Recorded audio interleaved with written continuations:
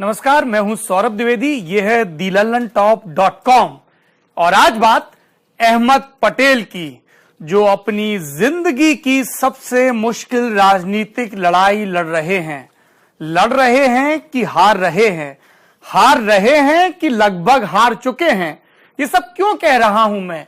सियासत कयासबाजियों का नाम है, ये तो हम सब मानते हैं, लेकिन कयासबाजी में इतने सारे प्रत्यय और उनमें भी इतनी ज्यादा स्थिरता कैसे मुमकिन हुई? देखिए, मेरे वक्त का एक टेलीविजन चैनल इंडिया टुडे, क्या चल रही है? ब्रेकिंग न्यूज चल रही है। एंड गेम पटेल क्यों चल रही है? 176 सदस्यों वाली गुजरात विधानसभा राज्यसभा की 3 सीटों के लिए चुनाव। असल में 182, 6 कांग्रेस के विधायकों ने इस्तीफा दे दिया, जिसमें नंबर 1 पे थे विधायक बापू यानी कि शंकर सिंह वाघेला, संघ की नर्सरी से निकला हुआ नेता, जो अपने हिस्से की मुख्यमंत्री पद की मलाई न मिलने पर बीजेपी से छिटक कर पहले तो खजुराहो के रिसोर्ट गया और उसके बाद भाजपा छोड़कर कांग्रेस में चला गया। कुछ वक्त के लिए अपनी पार्टी बनाई, उसके बाद कांग्रेस में लौटा। हसरतें पालता रहा कि एक दौर आएगा जब माधव सिंह सोलंकी की तरह एक बार फिर से कांग्रेस के किसी नेता के हाथों में सत्ता आएगी और वो नेता शंकर सिंह वाघेला होंगे। लेकिन एक दूसरा नेता जो स्क्रीन पर नजर आ रहा है, अहमद पटेल, उसने इन संभावनाओं में हमेशा पलीता लगाने का काम किया। जैसे राजनाथ सिंह के लिए कहा जाता है कि जैसे जैसे उत्तर प्रदेश में भाजपा कमजोर होती गई, राजनाथ सिंह का सियासी कद बढ़ता गया, वही बात हूबहू अहमद पटेल के बारे में भी कही जाती है। आज मैं आपको भड़ोच के इस नेता की कहानी सुनाऊंगा, जिसने इंदिरा गांधी को ऐसे दौर में अपने लोकसभा क्षेत्र में पब्लिक मीटिंग के लिए बुलाया था जब इंदिरा के खासम खास रहे सिपहसालार, वो नेता जो ये नारा दिया करते थे कि Indira is India and India is Indira, उन्होंने भी इंदिरा गांधी का साथ छोड़ दिया था। लेकिन अहमद पटेल का अतीत जानने से पहले फिलवक्त का गणित जान लीजिए। क्यों मैं ये कह रहा हूं कि अहमद पटेल एक हारी हुई लड़ाई लड़ रहे हैं और इन सब के पीछे राहुल गांधी की क्या गणित है? राहुल गांधी क्यों नहीं चाहते, ऐसा क्यों कहा जा रहा है लुटियंस दिल्ली में, कि अहमद भाई राज्यसभा का सांसद बनके उस राज्यसभा में जिसमें वो 1993 से लगातार हैं। 1993 जब राहुल की मम्मी सोनिया गांधी कम से कम प्रकट तौर पर कांग्रेस नहीं संभालती थी, कांग्रेस संभालते थे उस वक्त के प्रधानमंत्री और कांग्रेस के अध्यक्ष पीवी नरसिम्हा राव। 1991 के लोकसभा चुनाव में सोनिया गांधी का वफादार खुद को बताने वाले एनडी तिवारी लोकसभा का चुनाव हार चुके थे। अर्जुन सिंह थे, लेकिन इन दोनों की तमाम वफादारियों के दावों के बावजूद, और ये लोग लगातार पीवी नरसिम्हा राव की राह में मुश्किल बोते रहते थे। जब पीवी नरसिम्हा राव ने मैडम से पूछा कि क्या आप किसी का नाम राज्यसभा के लिए बढ़ाना चाहती हैं, तो सोनिया गांधी को याद आया जवाहर भवन और राजीव गांधी फाउंडेशन का अपना सहयोगी, जिसने कभी कोई राजनीतिक महत्वाकांक्षा नहीं दिखाई थी, और उस नेता का नाम था अहमद पटेल, जो 1989 और 91 में लोकसभा का चुनाव हार गया था। वो अहमद पटेल जो 1993 से लगातार गांधी परिवार के हकों की रक्षा के लिए, हितों की रक्षा के लिए संसद में लामबंदी कर रहे हैं, आज अचानक ऐसा क्यों हो गया कि उनको संसद पहुंचने के लाले पड़ रहे हैं? थोड़ा सा अतीत में लौटते हैं, एक राजनीतिक इल्जाम की तरफ लौटते हैं। इल्जाम ये कि अहमद पटेल ने नरेंद्र मोदी को गुजरात में बढ़ने दिया, तब तक बढ़ने दिया जब तक उनकी बिना पर पूरे देश में, खासतौर पे अल्पसंख्यकों में कांग्रेस बढ़ती रही।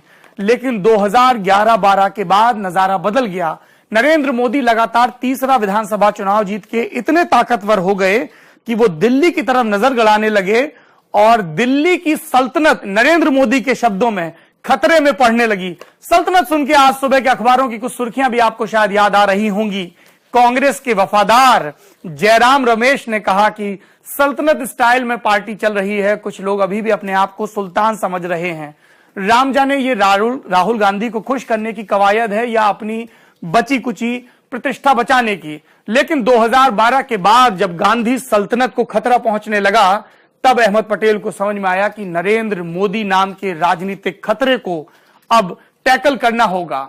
और उसके बाद कमान दे दी गई प्रकट तौर पे वी नारायण स्वामी को। एक पता है, दिल्ली का पता है 28 तुगलक क्रिसेंट रोड, इसमें रहते थे वी नारायण स्वामी, जो इस वक्त पौंडीचेरी के मुख्यमंत्री हैं और जिनके रास्ते में जिसको हम लोग कहते हैं धनिया या पुदीना बोने का काम कर रही हैं किरण बेदी, जिनकी ख्वाहिश थी कि वो दिल्ली में भाजपा की मुख्यमंत्री बने, लेकिन हसरतें अधूरी रह गईं। ये वी नारायणसामी दो मामलों में अमित शाह और नरेंद्र मोदी की राजनीतिक राह मुश्किल करना चाह रहे थे, और वो मामले थे इशरत जहां और सोहराबुद्दीन का मामला। पी चिदंबरम और अलग अलग नेता इसमें अपने हिस्से का सहयोग कर रहे थे। मामला अंततः कोर्ट में पहुंचा, जो फैसला आया सबको पता है। लेकिन नरेंद्र मोदी को समझ में आ गया कि वी नारायणसामी मुख नहीं मुखौटा हैं, और मुख हैं अहमद पटेल। लेकिन तब वो तैयारी कर रहे थे, तब उनके लिए युद्ध पर्व नहीं था, उद्योग पर्व था। महाभारत के पर्वों को, अध्यायों को याद करें। लड़ाई से पहले उद्योग पर्व होता है, जिसमें रणनीतियां बनाई जाती हैं और तमाम लोगों को अपने अपने पक्षों में करने की कोशिश होती है। नरेंद्र मोदी को पता था कि अगर एक बार उन्होंने 2014 का महासमर जीत लिया तो फिर अहमद पटेल को ठिकाने लगाने में मुश्किल नहीं आएगी, और अब उनको वो मौका नजर आ रहा है। 2011 में अहमद पटेल आराम से गुजरात का चुनाव जीत गए थे। 2017 6 साल राज्यसभा के सांसद का कार्यकाल पूरा हुआ। पार्टी को यह पता था कि शंकर सिंह वाघेला नाराज हैं। पार्टी को यह पता था कि विधायकों का एक धड़ा उनके साथ जा सकता है, जो कि गया भी। इसके बावजूद राहुल गांधी ने यह इंश्योर किया कि शंकर सिंह वाघेला के विरोध के बावजूद अहमद पटेल गुजरात के अलावा कहीं और से चुनाव न लड़ें। ममता बनर्जी, कांग्रेस की सहयोगी, जिनकी आजकल मिट्टी चल रही है सोनिया गांधी से, उन्होंने ऑफर किया कि मेरे पास इतने विधायक हैं कि मैं 5 तो सांसद अपनी पार्टी के चुन के भेज सकती हूं, एक आपका चुन के भेज सकती हूं, और वो अहमद पटेल हो सकते हैं। राहुल ने इनकार कर दिया, और ऐसे में वहां से कांग्रेस की नेता प्रदीप भट्टाचार्य चुन के आए।